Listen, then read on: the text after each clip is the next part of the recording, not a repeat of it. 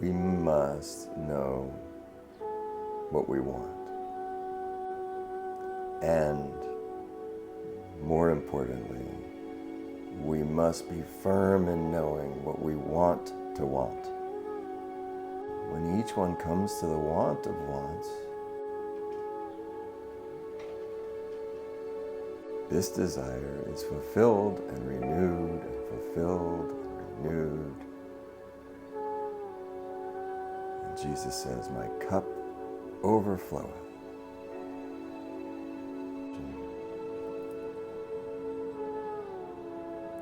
Om.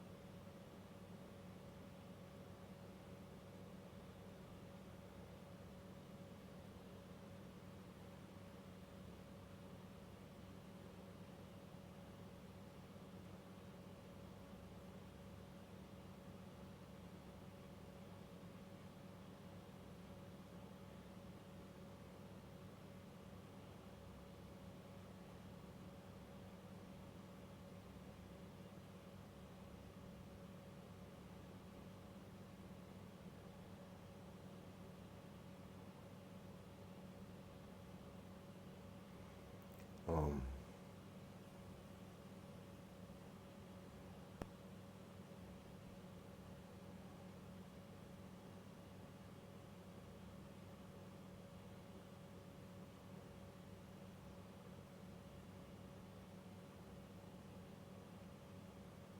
Okay.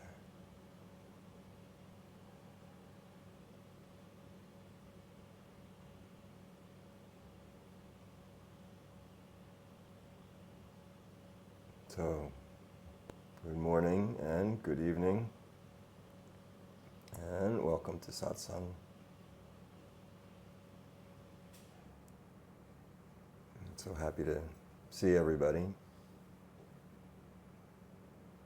Okay. So, who has something to bring to our group, our Sangha this morning?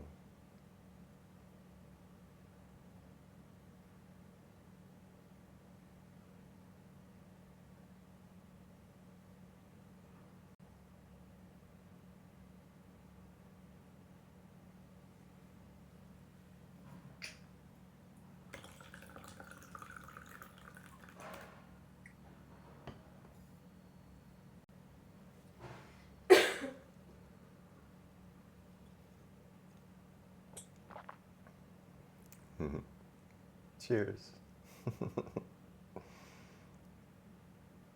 Green juices and teas. Krishna Priya has something.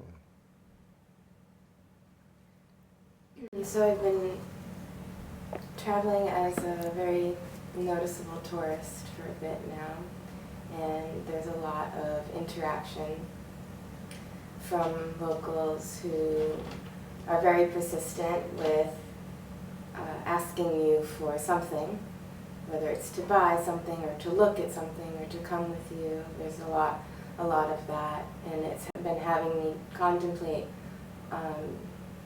about people, we all want something from each other. We all wanting things from each other, or from somebody. And then noticing that and the abundance of it, persistence of it, the loudness of it, trying to find that within myself, this want, because it's been so loud, so I can't ignore that. This must be reflecting something, even if it's subtle, within myself. So just going in quietly and trying to find that even subtleness of this essentially root of desire that is being manifested in my relations with other people, and trying to find that within myself. And I'm wondering if you can talk on this a bit.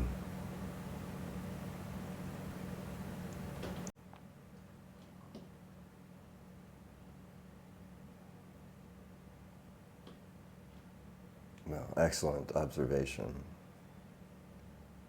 In using the world as mirror to your own self, it's very good. To see the sort of the exaggerated reflection in the mirror of Maya, of what people generally refer to as reality, and to find yourself in there.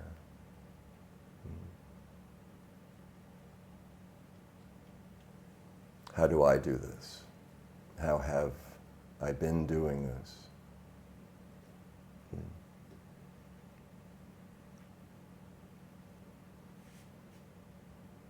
So you saying,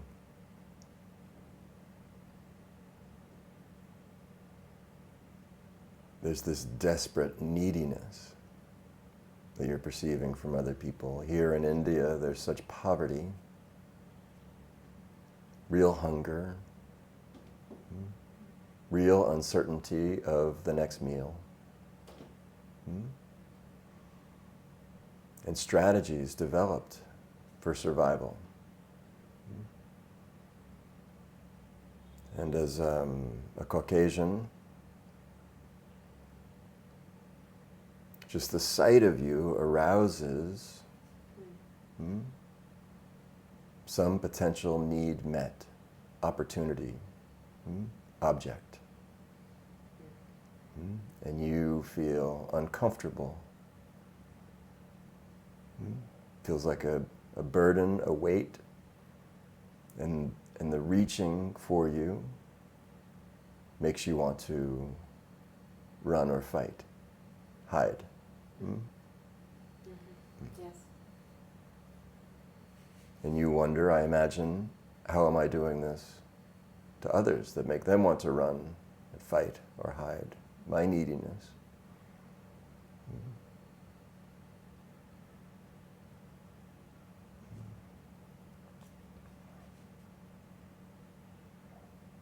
This desperate need, the look of desperation,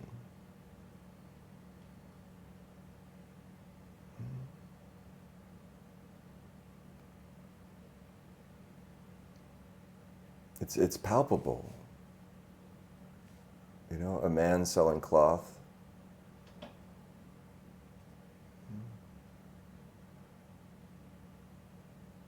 and you can see it in their eyes, you can feel it in the very energy. It's not the time to explore, but there's also this sense of wanting to be able to help everybody, and realizing even if it was just 10 rupees, you couldn't afford to for each person. You couldn't do it. Insufficient.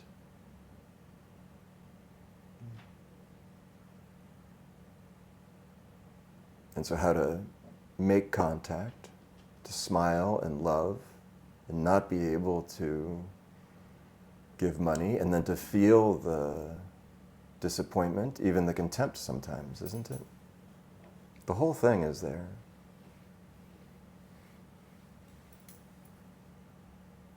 But this neediness, this desperate neediness.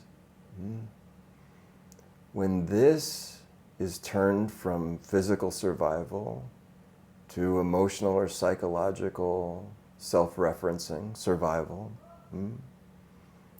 to God, to mumukshutra, this is the nectar of separation. This longing turned toward God, singular in its focus, is ecstatic. So when you see those eyes of someone desperate, imagine that, to be that desperate. This one is mumuksha.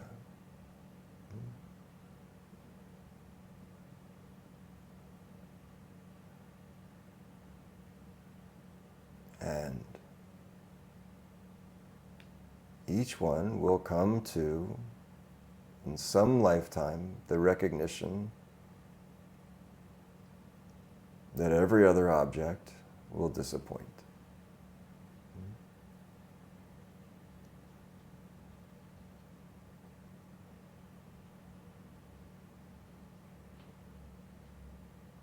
And so it just becomes a matter of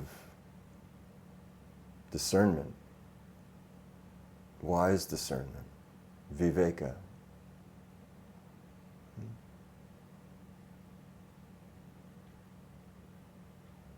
And when each one enters this mood of relationship with the divine, with God, this kind of desperate longing,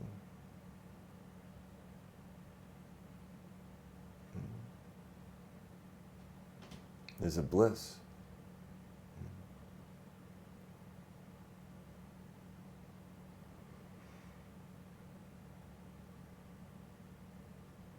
And this is prema, pure.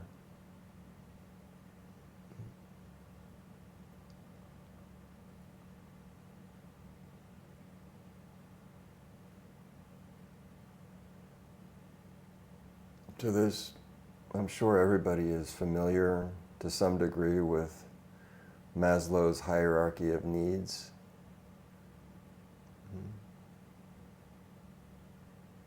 Let's just simplify and say that we graduate so many levels of hunger. We have so many mouths.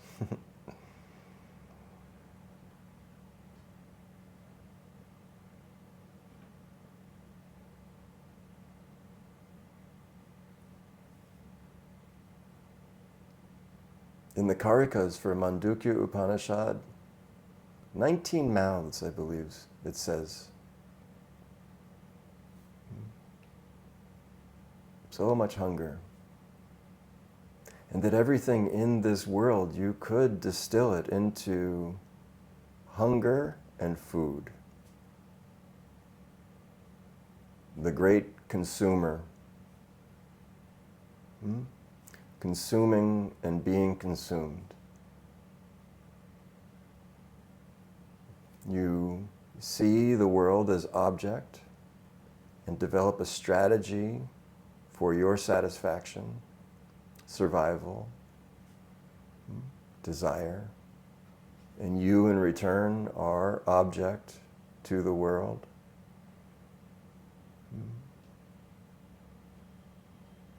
This can be something also very beautiful. You might think eat and be eaten, or eat or be eaten, dog eat dog, but there's no need to be so cynical about it. It just is this way. And there's a real beauty in it also. So viveka, this understanding of this hunger and food, being food to others, others being food to you, this transaction, Viveka is not a condemnation of the world.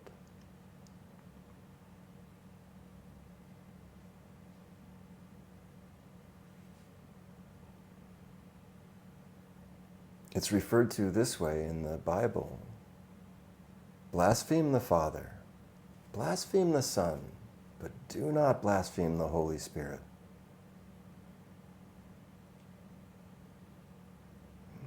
This world is not blasphemy.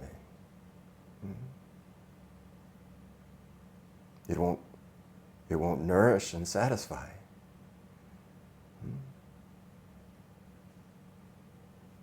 But your disdain or your condemnation is not helpful to you. And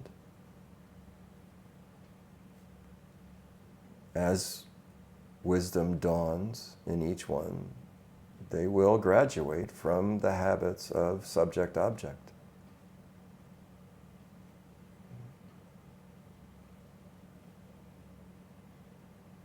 So the question is,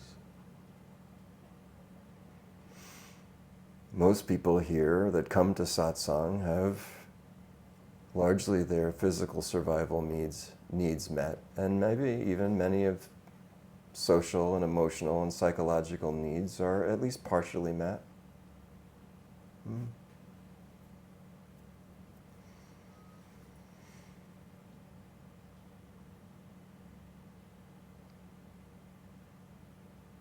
But to be exposed to this great desperate wanting, can you now find the wanting in your own self and the habit of the object of the wants?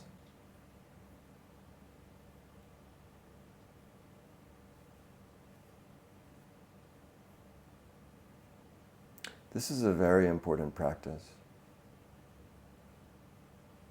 You must know what you want. You must know what you are wanting.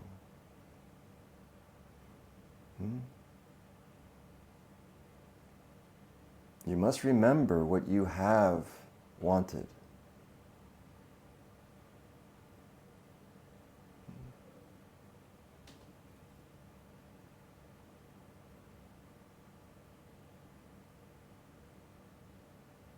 Desire is the seed of your entire experiential reality.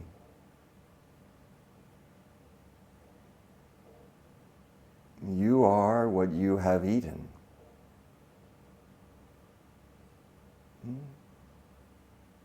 The promise is made, seek and ye shall find.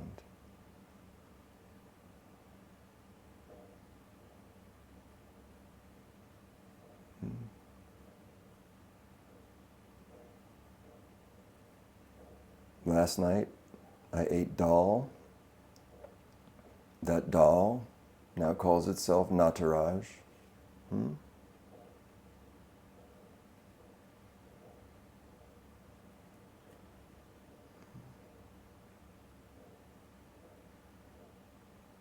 I was hungry. I ate. And now, by some miracle of biology, dal is speaking to you. Isn't it this way? It's so much part of our experience that we don't even pause to reflect on how profound this is. So I've eaten so many things. And then I've become those things. The body has become those things. The energies have become the mind. You notice the difference in meditation if you now have things like garlic or onion. Most of you will. As the energies become more and more subtle and more refined, able to tolerate less. It's a bit frustrating, actually, isn't it?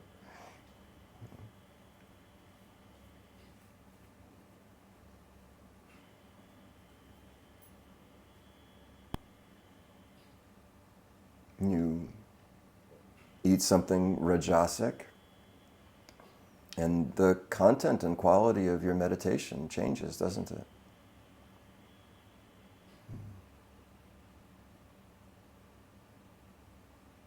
It's so important to know this. You are what you eat. You will become what you eat. And these are through all of the senses, not just the mouth.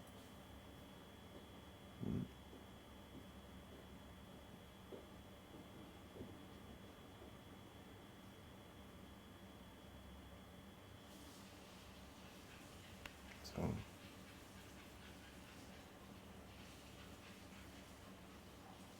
it's true for our desires for psychological and emotional connection.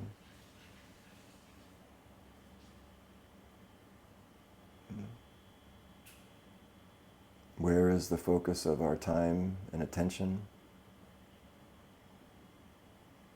These are the things that we're consuming.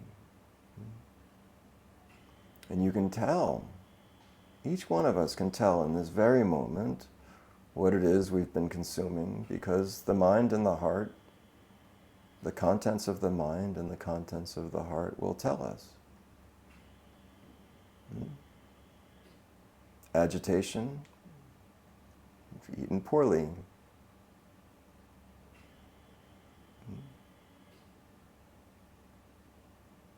Again, remember, this isn't a condemnation, it's just paying attention. In this Kali Yuga, the sages say, remembering is such a difficult feat for us.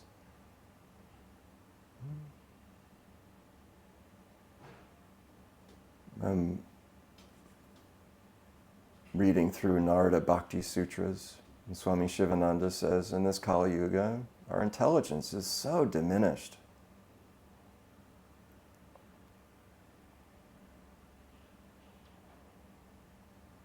Our memory is so fragile.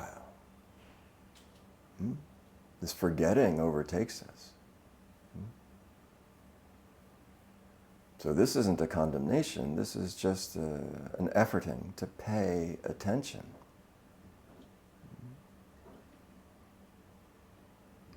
Remember what it is you consume, what you objectify.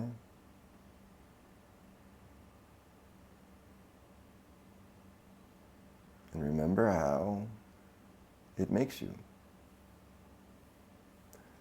We all must absolutely know what we are wanting, to be aware of it.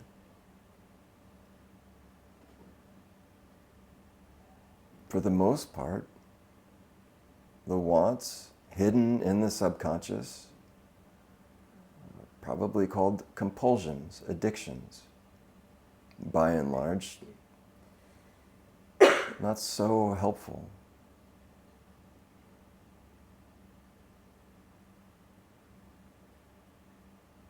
In being subconscious, we're completely unaware.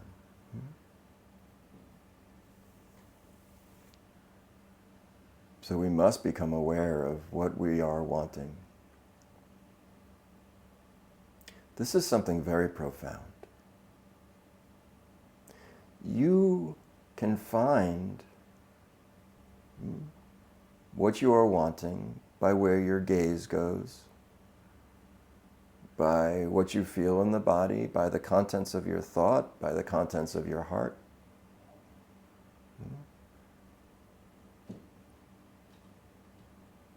Simple things. Hunger, pangs, thirst, but also things like envy, jealousy. They tell us. They tell us what we're wanting. And there's this wonderful mechanism. It allows us to feel what we're wanting also. What are you wanting? And how does it feel?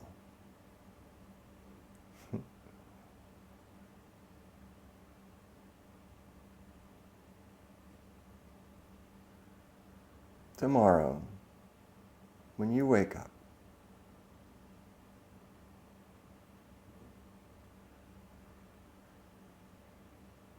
Just make a plan to observe throughout the day, what am I wanting in this moment? Keep a list, write it down or not, but make a note of it. And see what you are wanting all day long. How many different things, how many varied things, and how in one moment what is wanted in the next moment is not wanted, supplanted by another want. This is unhappiness.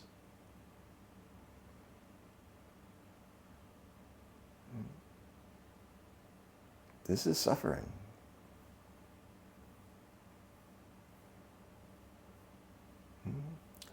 I want this again, and don't remember how the fulfillment of that want did not satisfy, and in actuality, I don't want it.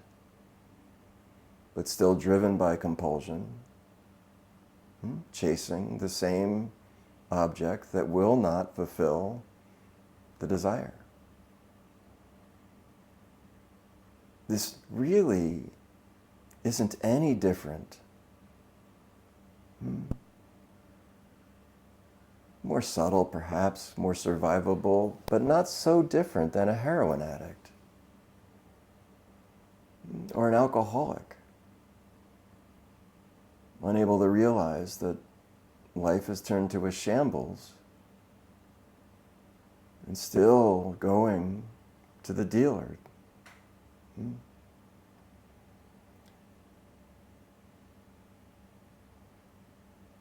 No.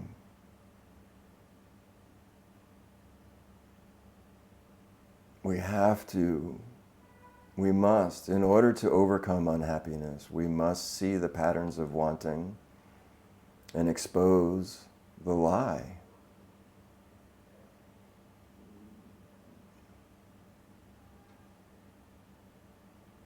Find at the core, this is something really beautiful and sacred and is at the heart of so much suffering.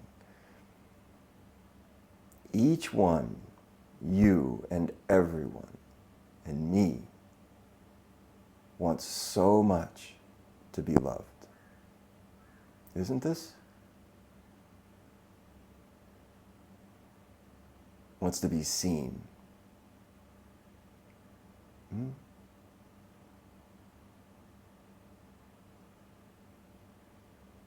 Wants to be accepted.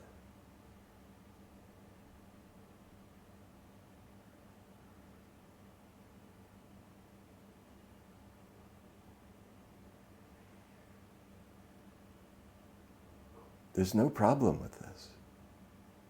This desire to be loved is the nectar of life.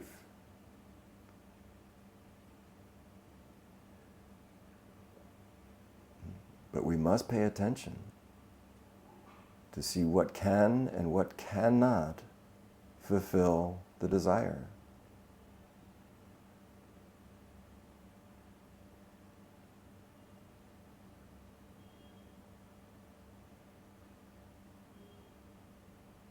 We think as if we haven't been paying attention. We think our money, our house, our friendships, our family.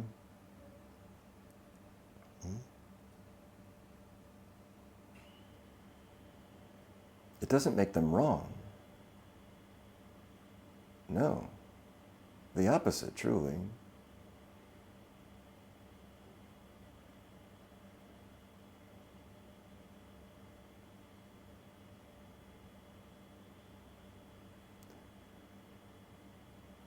When one, through recognition, detaches or relinquishes these compulsive movements toward the objects, desperate for acceptance and love, chasing objects that cannot provide it.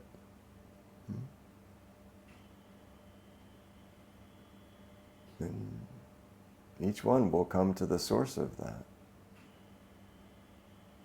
which oddly resides at the center of what is already you, inside of you, you could say, not outside. It's where you're coming from. It's where you're looking from that you must look to.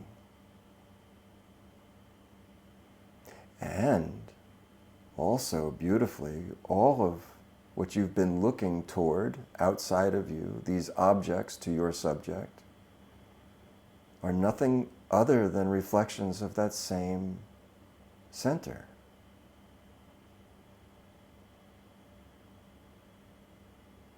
Every desire you've ever had is that same one desire, to know thyself.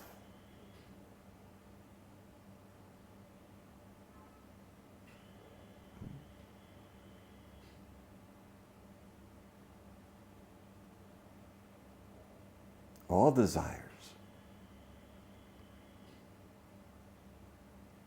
is this desire, this one desire, the want of all wants.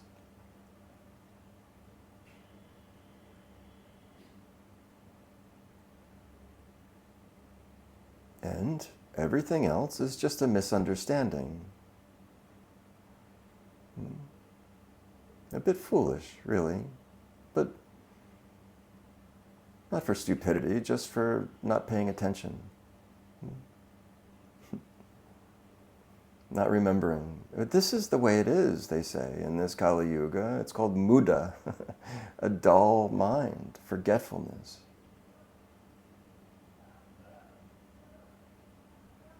The sages say, desire is the seed of suffering. Desire itself, it is. Many will say that there is no transcending desire. I think this is true on this plane.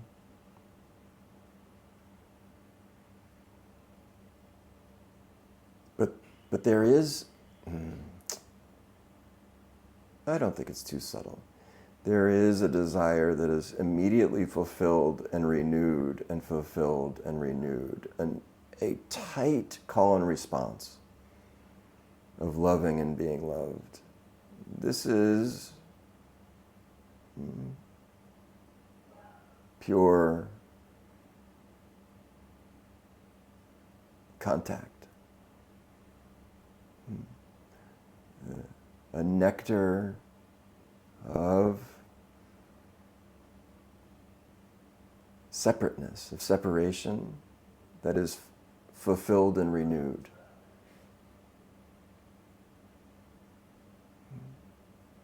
And cumulative, culminating, expansive.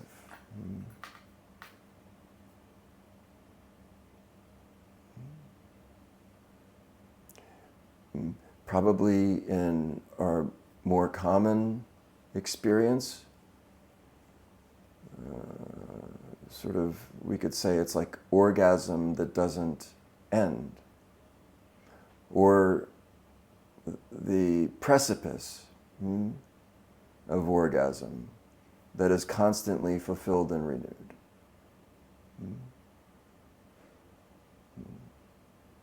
It's, of course, a very mundane.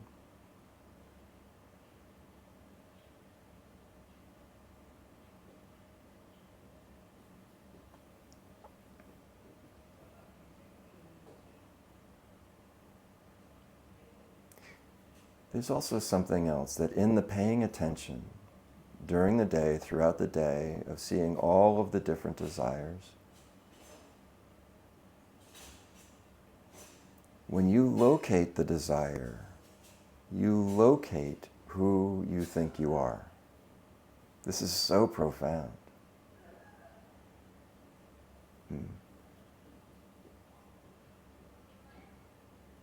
Your desire reveals who you think you are and who you think you're not.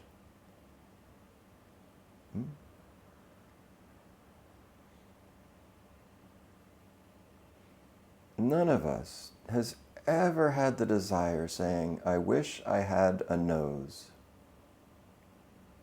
Maybe you wished you had a different shape of a nose. But nobody has ever said, I wish I have a nose. Not in this group. Because it's yours. You have it.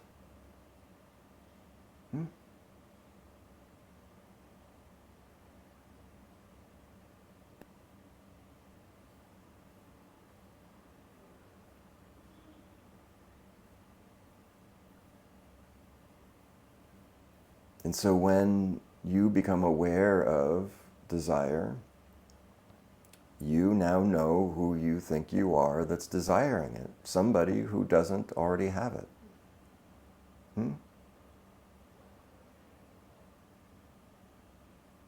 Usually somebody who thinks they need to deploy some strategy to get it. This strategy you call me. Personality, ego. It's really nothing more than a concept. A strategy. To acquire what you think you don't already have. Mistakenly, by the way.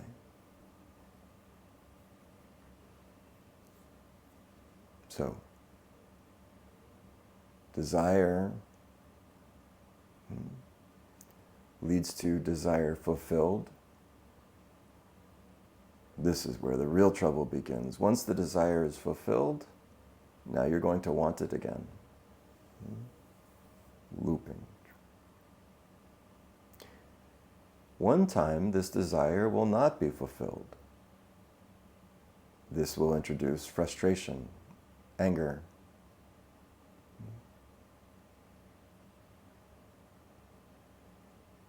This anger leads to forgetfulness.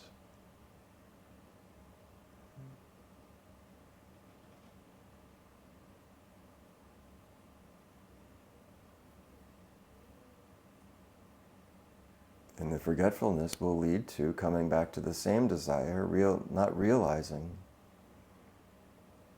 that it doesn't work. Looping.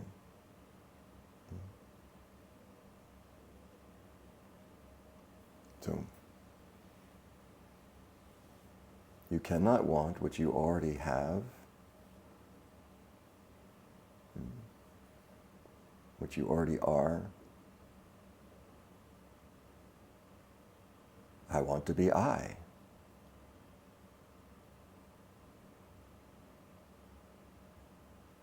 It's so simple, it just eludes us somehow. Think this, in this moment, think this. I want to be I. Better get to work. No, there's nowhere to go, there's nothing to do.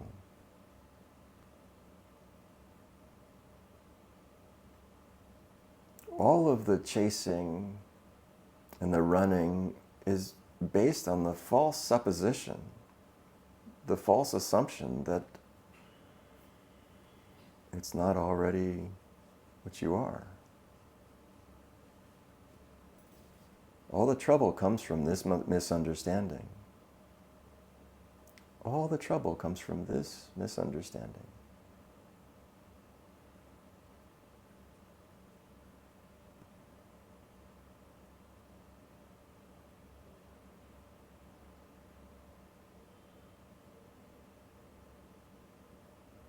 So as you're paying attention to your desires in the day, notice now how your desires are shifting and how your sense of yourself is also always shifting. You are so fluid.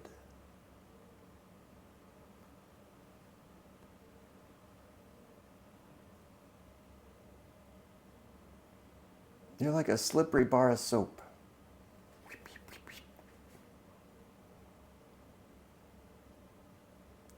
Shucking and jiving.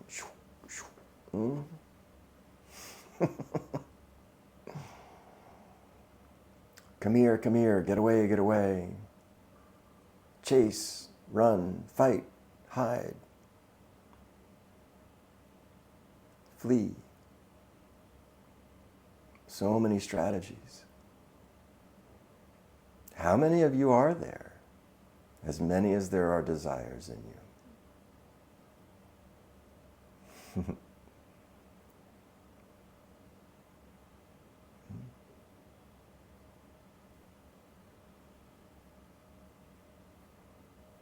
It's really remarkable,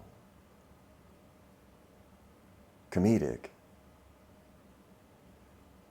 When you come to experience yourself as this fluidity of I, how to say, a marriage of stillness and fluidity.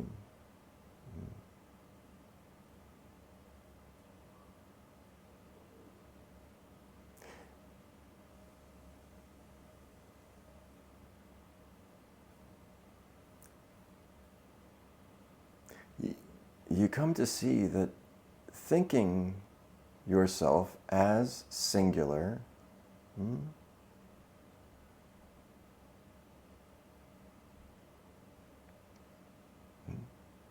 you call yourself Krishna Priya. You think it's the same Krishna Priya from moment to moment. It is not, I assure you. So many. A whole constituency. Fluid and moving.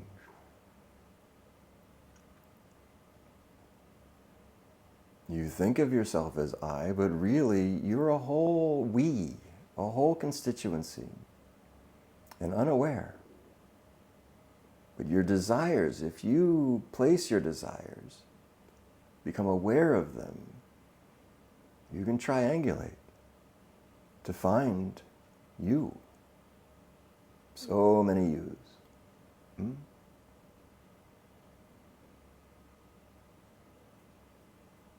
And then, when you become comfortable with the fluidity, you will then become gradually more singular. The unawakened experience is a we thinking itself to be an I. Mistaken.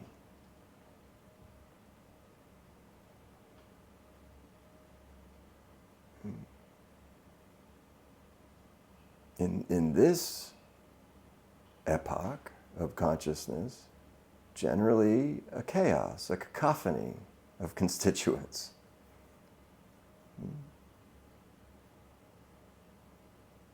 We call it agitation. But for the awakened one, you, as awakened, is actually more singular. I, having the experience of we.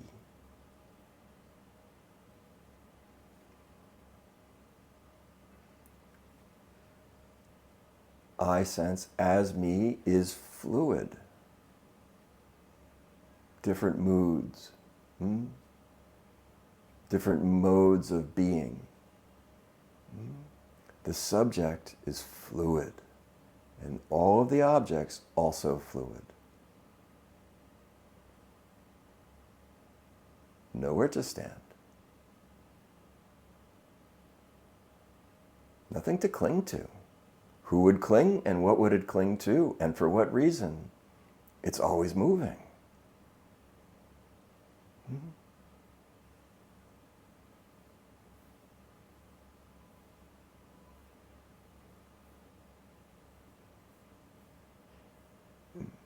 It's so tricky for us, of course, because being so identified in the body, which is animated doll,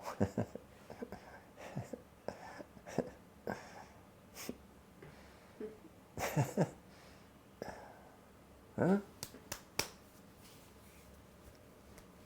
Do it. Feel. Is that what I is? No. It's doll.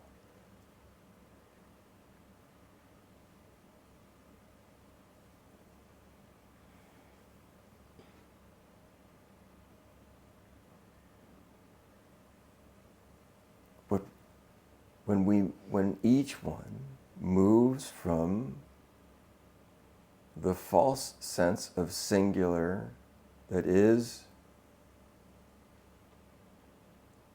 multiple and diverse, when we move from a we thinking itself to be an I, to an I experiencing itself as a we, the same thing moves from unhappiness to bliss.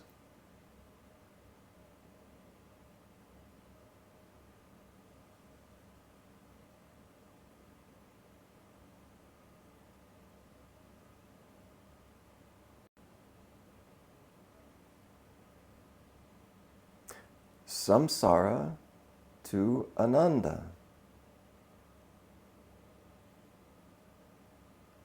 Nothing has changed. The world is the world. It has always been this way.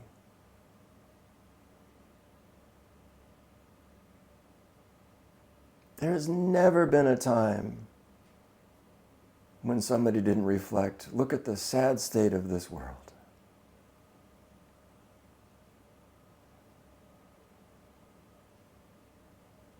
Know this. What you see reveals only where you are looking from.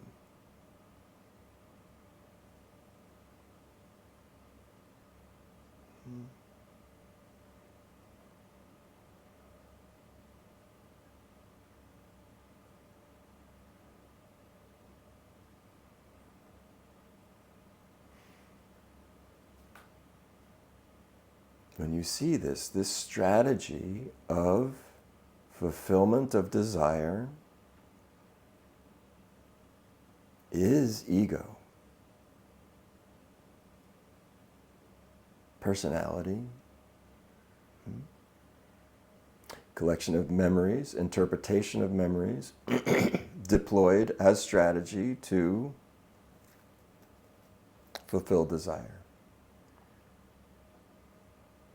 There's nothing more to it than a concept. It doesn't have any fundamental reality.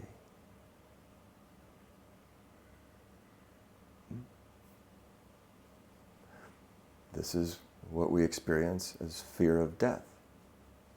But what is alive cannot die, and what is dead was never alive. It's just simply not true. It's a mirage. And so when each one shifts from this way of being in it, perceiving from and within it, when that shift happens, Maya becomes a lila, suffering becomes a play.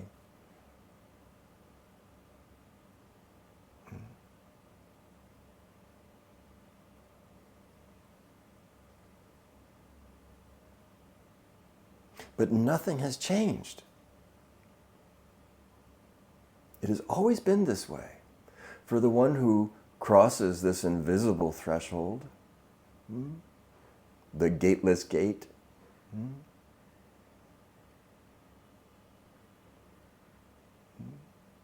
you say, it was never the way that I always thought it was. It was never that way, never once. It was never true.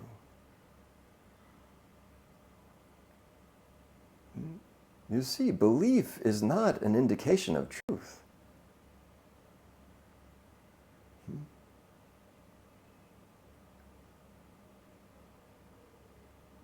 No, know this. What you believe has no bearing on the truth. The truth is completely unaffected by your beliefs.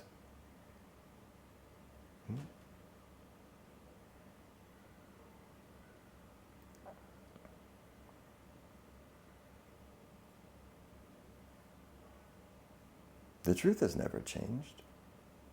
What you believe has changed so many times, probably even in the last year.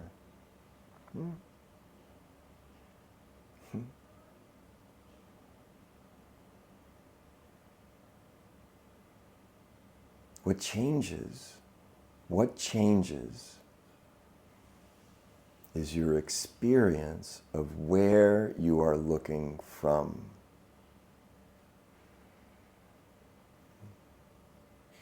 Where you are looking from, what lens you are looking through,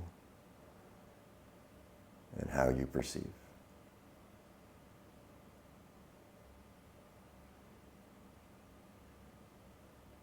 Heaven is now. It has never been anywhere other than here. And it has always been here.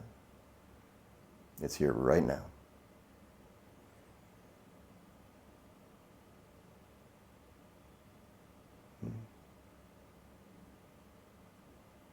Where could you possibly go to get there?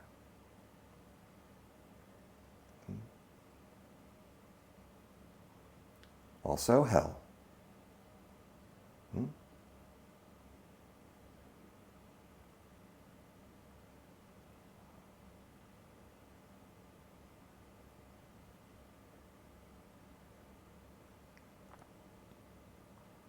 There's this, I don't remember where I heard it, but there's this wonderful story of a great ancient warrior, like a massive man.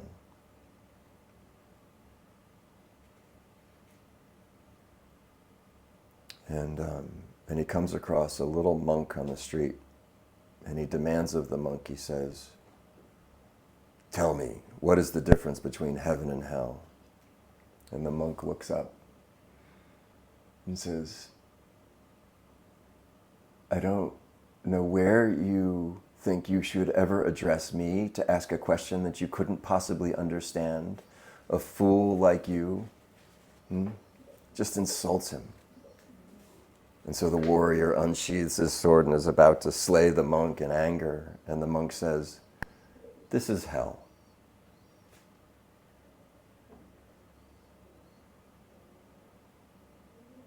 So the warrior drops in full pranam, weeping. And the monk says, "This is heaven."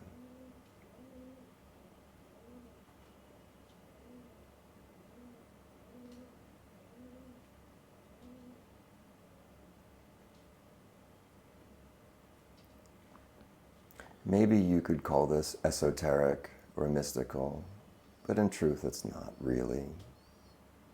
It's not really. What is esoteric is mystical is the mind, the egoic mind, driven by desire in delusion,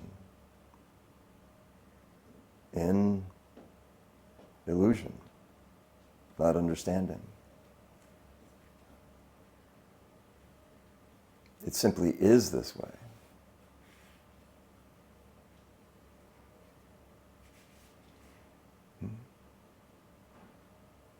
Of course, we know it seems elusive and maybe even fantastical. But what's more fantastical is all the rest of it.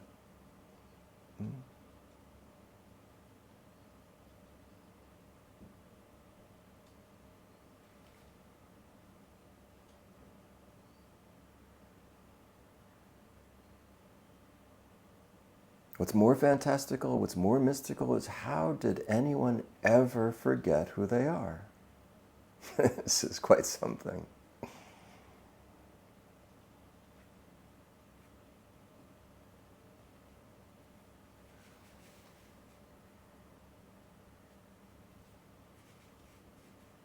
So, as you're walking through the streets of India, and you see so many people looking to you as a solution to their desperate situation, find out how you do this. Know how it feels. what your impulse is to be on the receiving end of that, and find gently and compassionately in yourself how it is you do this. The truth is, in this world, this is the world of transaction.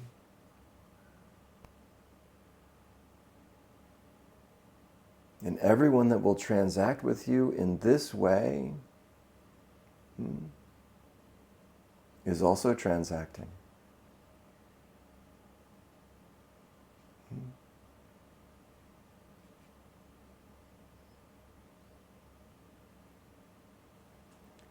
You could say, huddled together in the darkness of avidya, praying together, meditating together, singing together.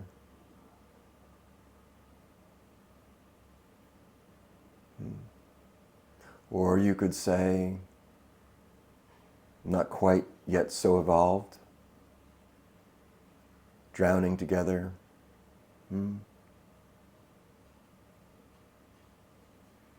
That the ones that we objectify, that we reach out to for some satisfaction, survival. Can the drowning help the drowning? No.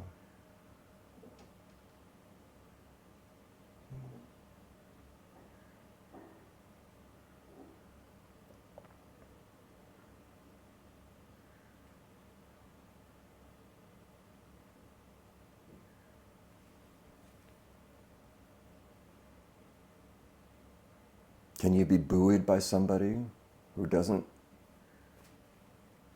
know how to swim? Whose feet don't touch the bottom? No. Temporarily, just for a little bit. Catch a breath.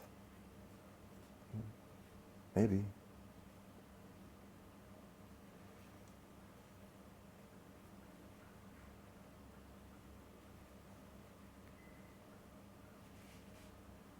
Is it depressing? Because in truth, this is really very good news.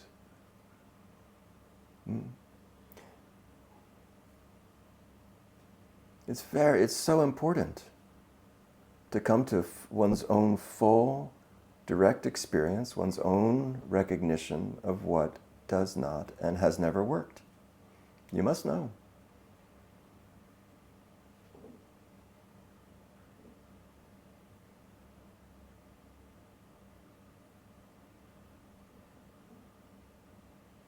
Doing the same thing over and again, expecting different results, is, as Einstein said, the definition of insanity.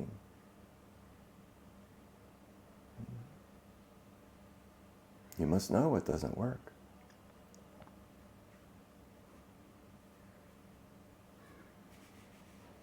The sages will say the seed of your suffering is desire.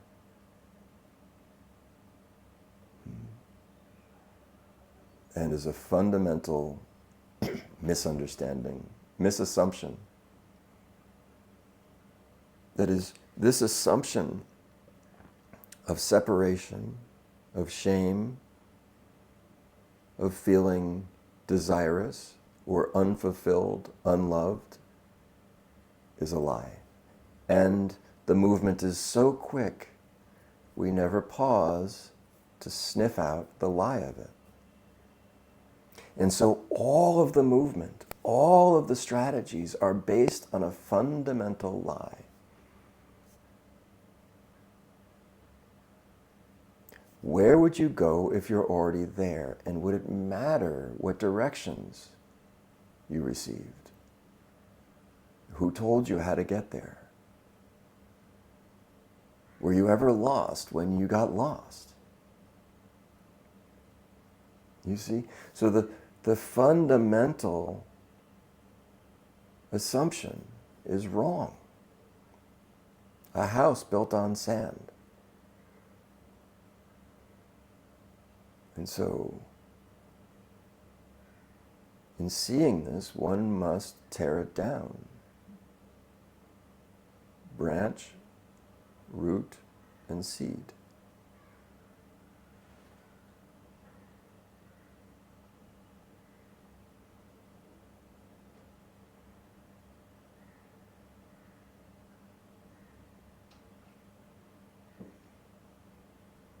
And it's so hard too. It's not for the faint of heart. It seems we're so in it. It has its own momentum. It seems so real. And the forgetting continues. The forgetting has its own momentum.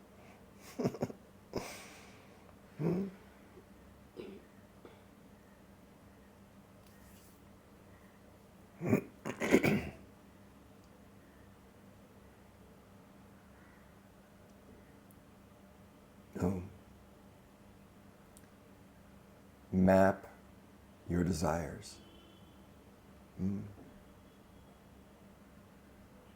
Like a sea captain uses a sextant to triangulate their position according to the stars. You will know yourself by triangulating your position relative to your desire.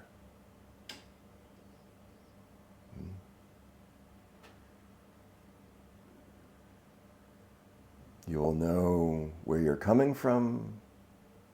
You will know where you're navigating toward. And you'll also come to realize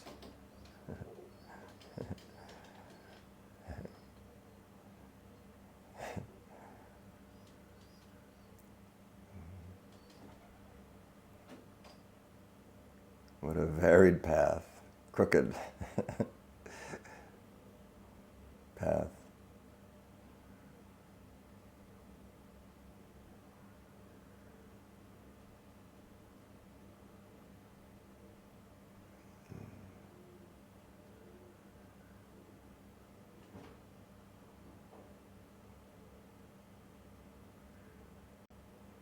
We must know what we want.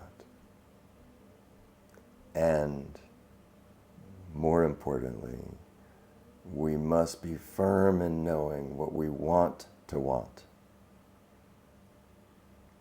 When each one comes to the want of wants,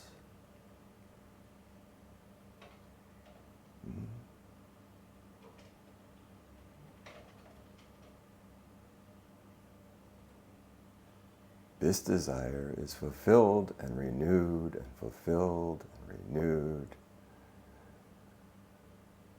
And Jesus says, "My cup overfloweth."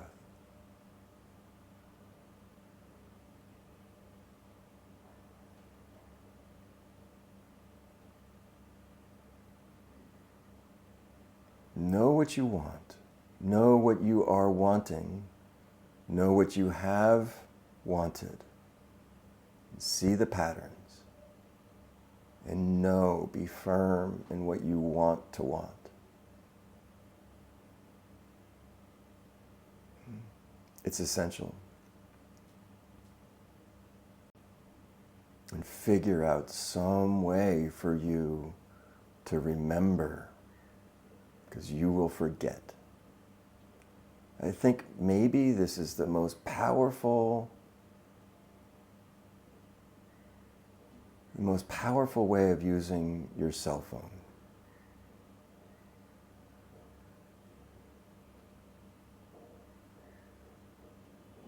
Just to set reminders.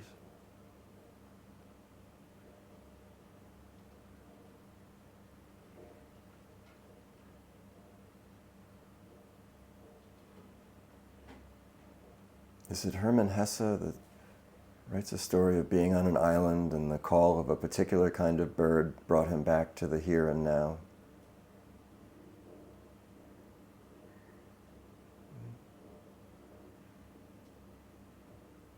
It's so simple.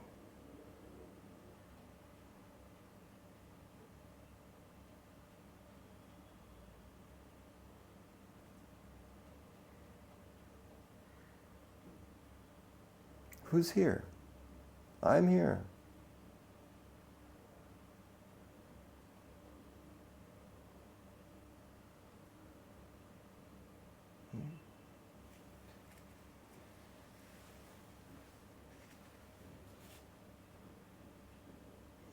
In this moment, right now, in this moment, you say, I'm here in your body. The body is, you're in it. As a way of a practice, you could say.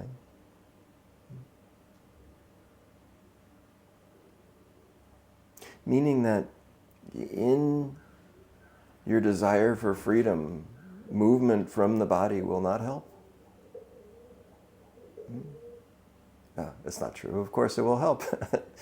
But you see, the aversion to the body, it's also helpful.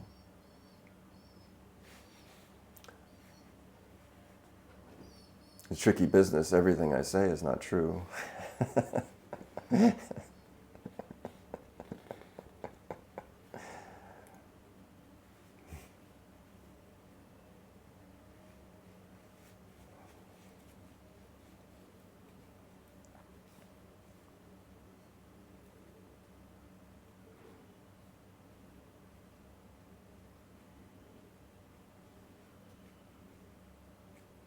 Be fully embodied.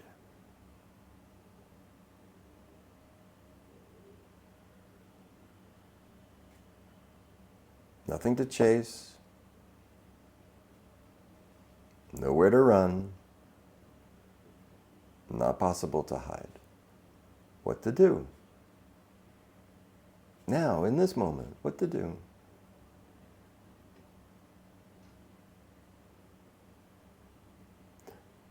Recognizing the pattern of all past desires and their relative fulfillment, you will say, there is nothing to chase. In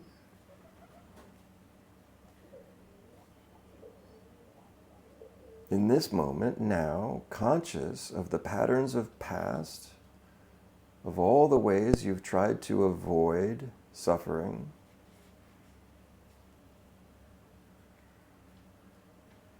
you say, there's nowhere to run.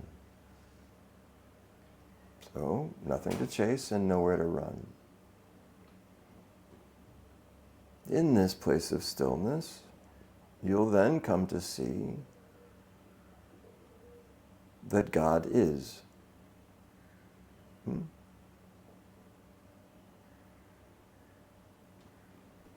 And you'll have the direct recognition that there is no hiding.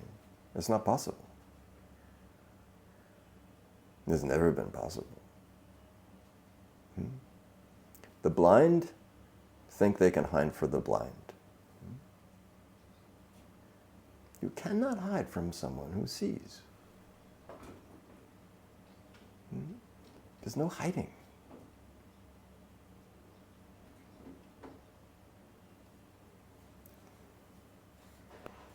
And then, in the practice of not hiding,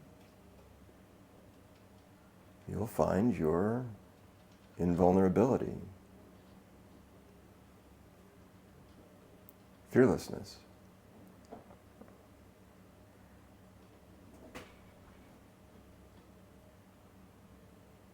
You see, it's very good news. I hope you're always hearing the good news. Nowhere to run. Nothing to chase. What does this mean? You can relax. It just means you can relax.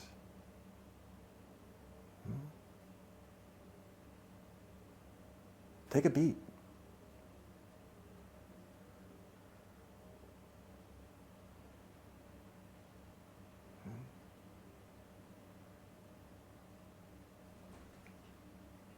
The recognition of can't hide Nothing to pretend.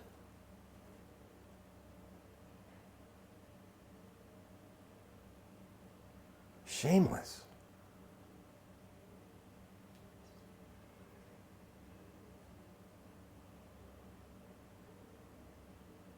Fearless and shameless.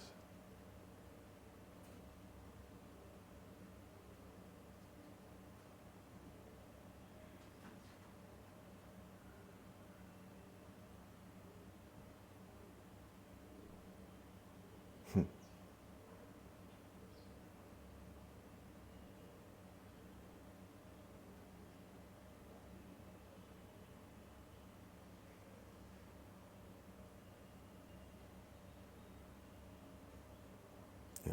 This is the cocktail of joy.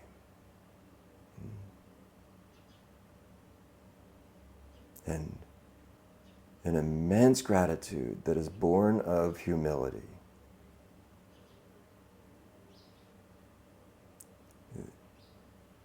It is unapologetic, but so humble. It's shameless.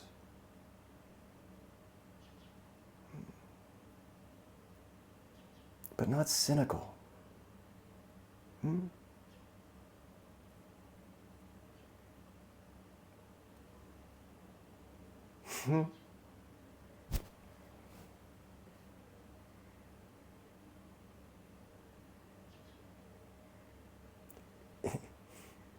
It's what you already are. No effort required. No strategy.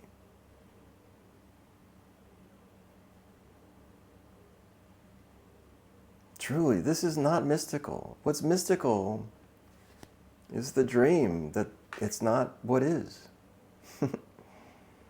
This is the most simple and obvious thing that somehow is occluded from our perception. This I want to know, how this happens. No idea.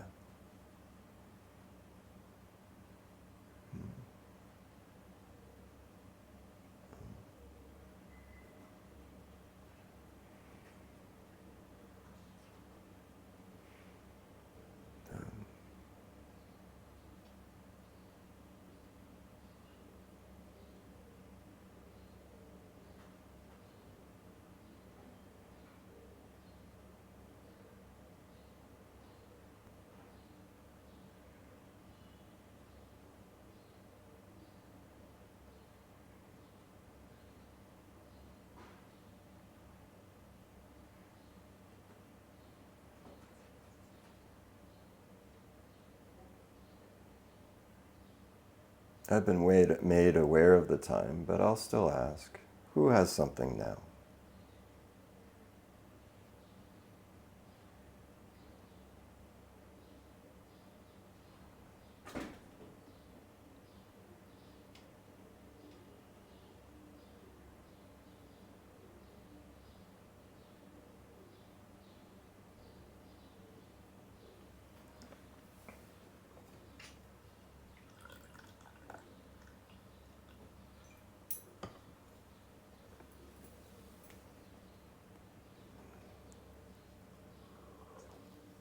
This is Ali. I've got a follow up on that. Can you hear me? Yes. It can it be said in one way that if the person thinks they're wanting a job, a specific job, and everything's rotating and all their decisions are rotating around the wanting of the one thing, when all the other needs are met or being met, to see them through the eyes of a, so this is the person wanting a job, to say she's really within her this desire or wanting is like instilled within us to fall at the feet of the God, of the divine. And then just to see it and bless it. And, you can't talk about it, you just bless it.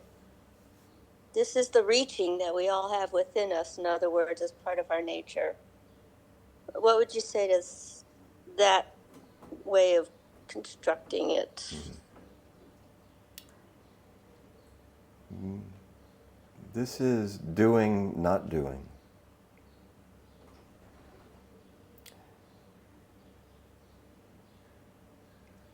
She who knows inaction in action and action in inaction, she is a yogi. This is doing, not doing, trying, not trying. I'm hearing wei wu wei. I don't know exactly what that means.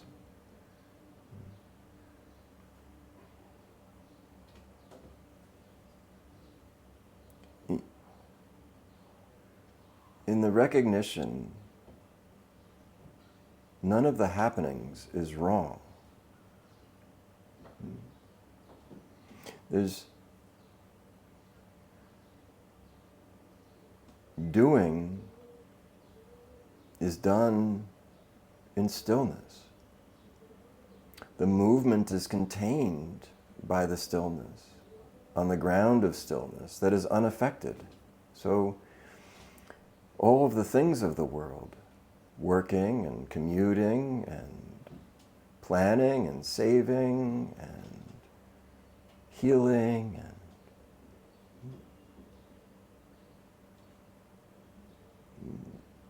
there's nothing wrong with any of it. There is only the sense of suffering and the sense of bliss. And neither does the action cause suffering, nor does it affect the bliss.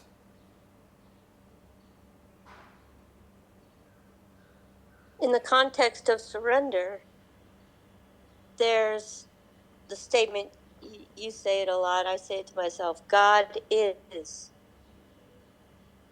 I surrender. And from that is, I call it inspired action, but that which arises in the circumstances. Yes. I remember. And there's just no worry about it. It's not about the job. It's about God is. Yes. You could even say, if one still has a problem with the word God, you could say is. Oh yeah, there's other ways I put it as well. But I like this because it never, what is, never wasn't. You see, it was never a wasn't. There's no wasn'tness. And to be in conflict with what is, well, it's just foolish.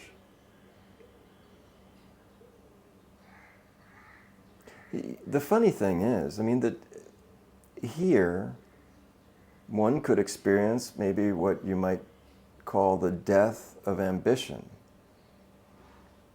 And out of this, you're the most productive and efficient and effectual person you know.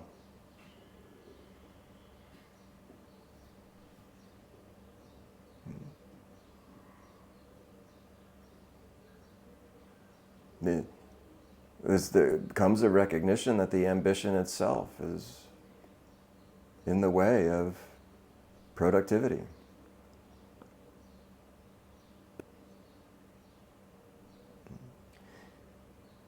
So there's nothing wrong of wanting a job, pursuing a job, or any other thing, which of course you know this, but here we are just inquiring together.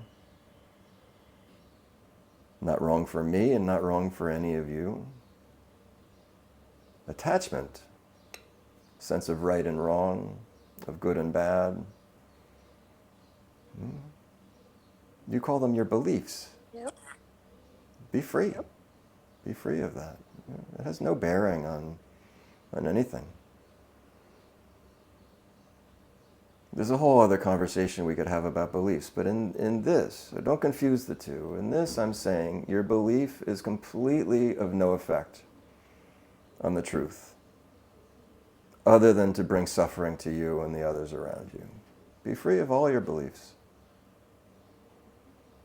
Be free of your ambitions. It does not bring you any kind of increased productivity or happiness. I'm not arguing that it won't give you the sense that it does, but you're mistaken.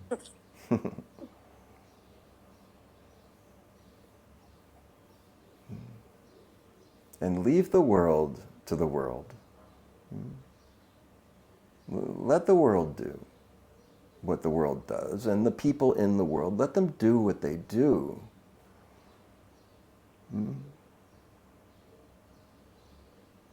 You come to see, you come to know. This is all that's important. Come to see the world as it is, as it's always been, not as you have made it.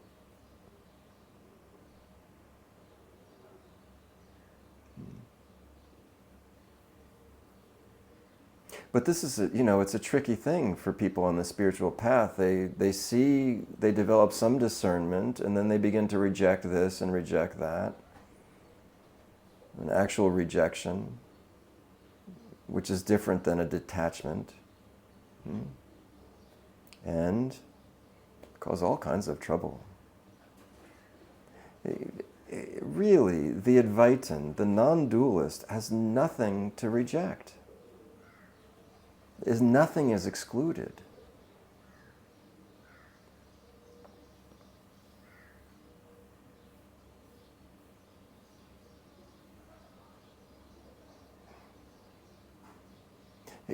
Maybe you could say it this way, that all of the things that seem so important and heavy all of a sudden become weightless. But they're still, I don't know how to say, it's still there in appearance. But your attention is on something that is profound and intimate, blissful. Really, really increasingly, singularly focused on the want of wants, which is your own self, bliss.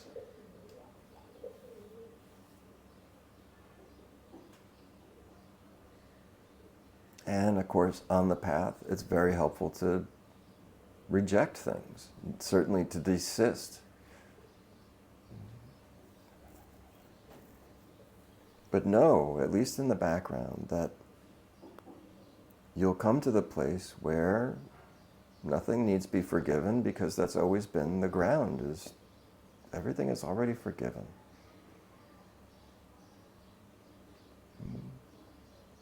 It's always been perfect. Even what's perfect is the you that you think you are running around trying to improve perfection. Also perfect, no problem.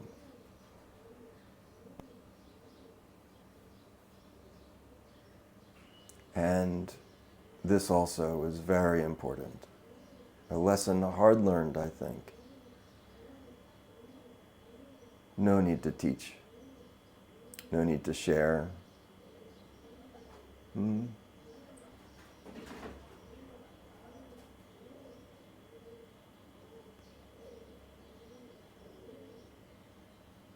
need to advise anybody of anything. No need to change their course.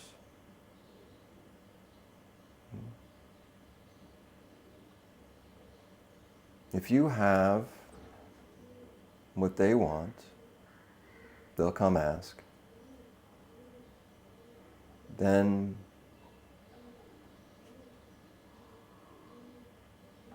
and even then, you probably will decide to let them ask a few times to display some persistent sincerity.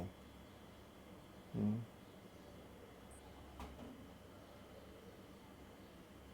Let the world come to you.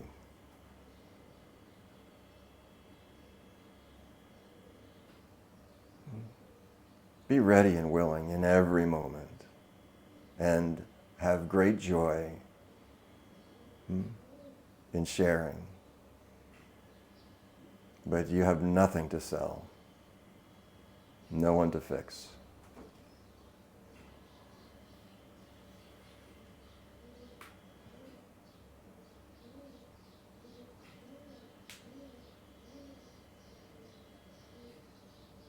Let what comes, come. Let they that come, let them come.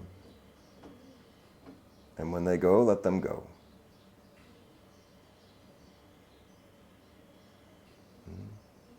Wish them well in the coming and wish them well in the going.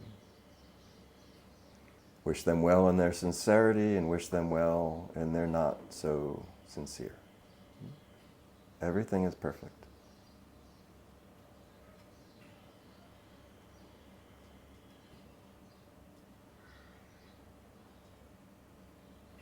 I think one mentor some years ago said to me, really lovingly, but matter-of-factly, he said, you'll know when to share your opinion. He said, Peter, you will know when to share your opinion because somebody will approach you and they'll say, Peter, what's your opinion?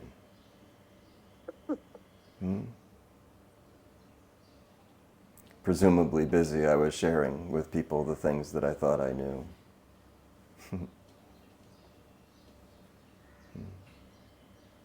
Uninvited.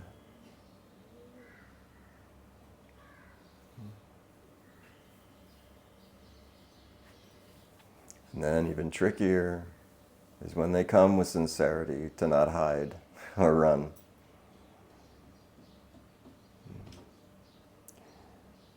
This process is the process of awakening and aligning with what we might call our dharma. Each one their own dharma.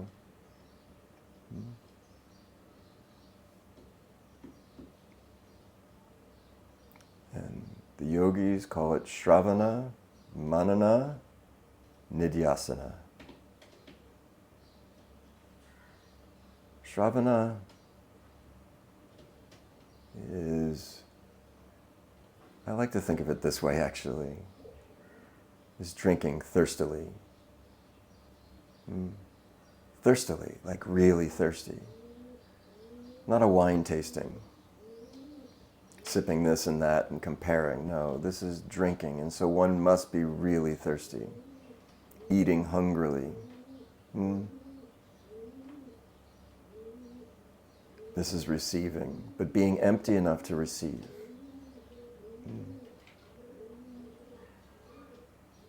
Having received, manana is the process of contemplation, of inquiry, of digestion.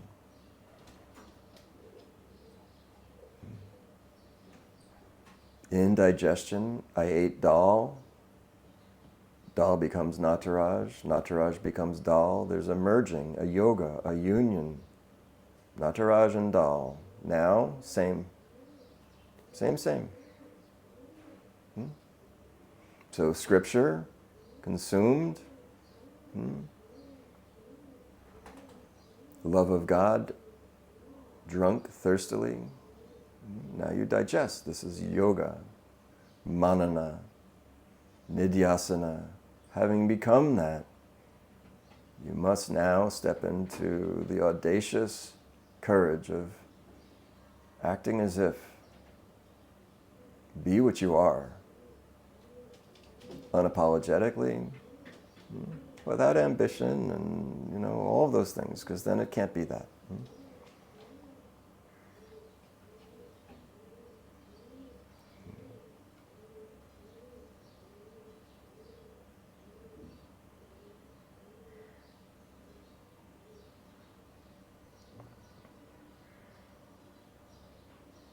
There was a moment of great clarity for me on the couch in Bethesda, DC. And I saw it and I thought, what will I do? There's nothing to do. It seemed rather urgent. So I called. I was very lucky to know an awakened man who was hiding in plain sight and chose to somehow reveal himself to me. His name was Drew. And I called him and I asked him simply, what will I do?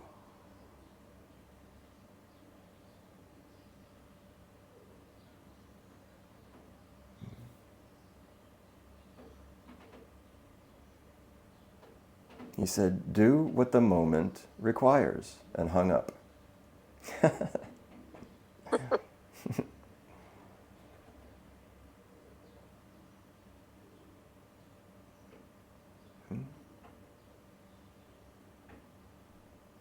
Action from inaction. Inaction at the heart of action. Doing, not doing.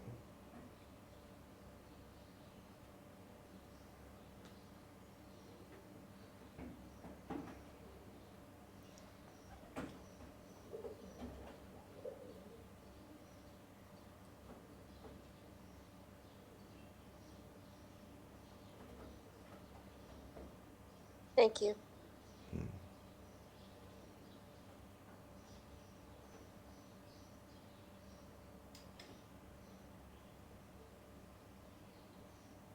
You can, we won't go into it now, but you can contemplate in Bhagavad Gita, Arjuna asked Krishna this.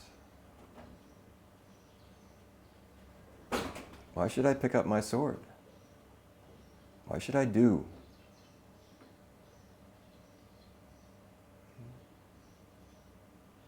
And the sages say this, you must do your dharma. Better to do your dharma poorly than to do another's dharma well. Very important. Important to you.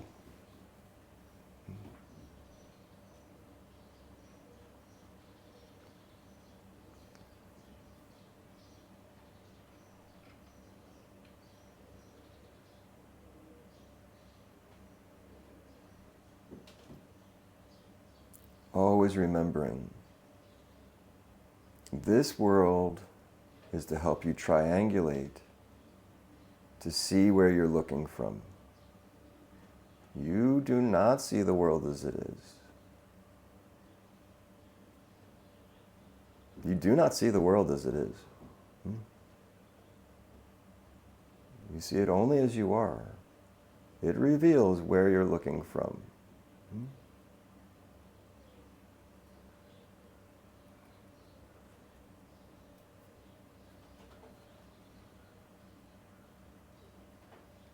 If this alone, that we remember with some persistence, what I see reveals where I'm looking from, and I don't get into the spiral of shame, guilt. If I can maintain a self-love and self-compassion and know that the world simply reveals myself to me, this alone is enough to cross the threshold into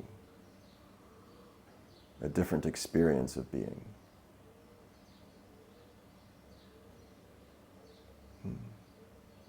One says, there, but for the grace of God go I.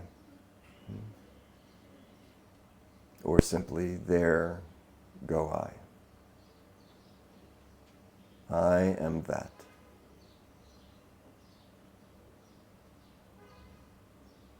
I make it what it is. I makes it what it is. So all of the strategies and all of the righting and wronging are revealed to be nothing more complicated than tic-tac-toe.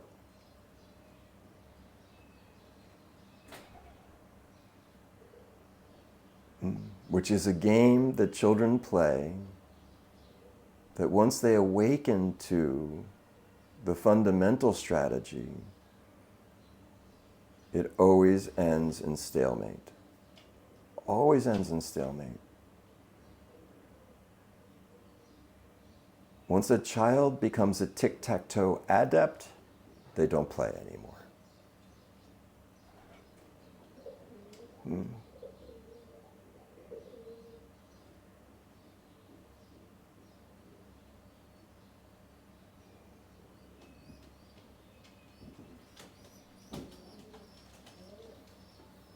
I makes it what it is. Me resigns from the strategies. I alone remains.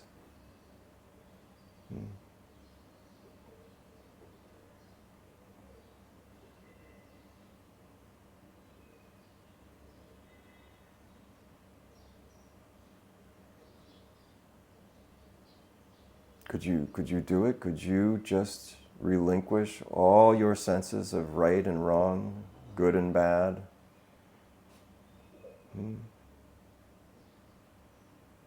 Could you, in a moment, walk away from all of your strategies?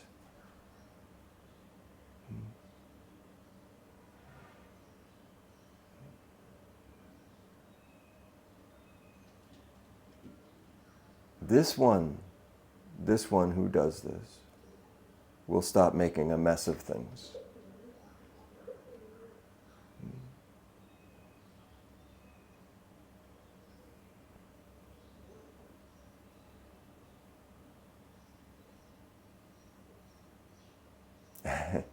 Maybe most importantly, they'll smile more.